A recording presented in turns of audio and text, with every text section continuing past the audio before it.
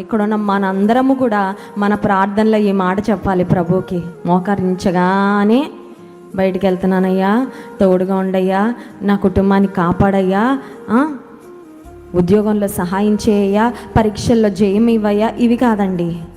నా హృదయము యెహోవా యందు, lord I rejoice in you, నేను నీ యందు ఆనందిస్తున్నానయ్యా, నీ యందు నేను సంతోషిస్తున్నాను. ఆమె దేవునితో చెప్తుంది, దేవా ఈ కుమారుణ్ణి నీ సేవకు సమర్పిస్తున్నప్పటికీ నేనేమీ బాధగా చేయట్లా, సంతోషంగా చేస్తున్నా. స్తోత్రం చెప్దాం, హల్లెలూయా.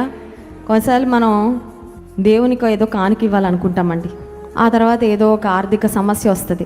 అంత పెద్ద కానుక ఎందుకు అనుకున్నానో అనుకోకుండా ఉంటే, అయ్యో నేను సాక్ష్యం చెప్దాం అనుకున్నాను కానీ అంతమంది మధ్యలో నిలబడితే నా చేతిలో నిగిపోతాయే, అందరూ చూసి నవ్వుతారేమో, ఇది కూడా ఒక సాక్ష్యమైనా, ఇది కూడా చెప్పాలా అనుకుంటారేమో.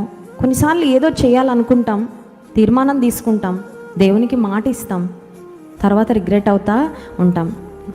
ఆనందిస్తానయ్యా, నీలో నేను సంతోషిస్తాను అన్న ప్రార్థనలో మొదటి అంశము, మనందరి ప్రార్థనలో కూడా ఉండాల్సిన అంశం ఏంటంటే, దేవా నేను నీ యందు సంతోషిస్తున్నాను, నేను నీ యందు ఆనందిస్తున్నాను, నేను నిన్ను బట్టి ఆనందిస్తానయ్యా. నా పరిస్థితులు ఎలా ఉన్నా it doesn't matter to me, నాకేం పర్వాలేదు, నిన్ను బట్టి నేను ఆనందిస్తాను.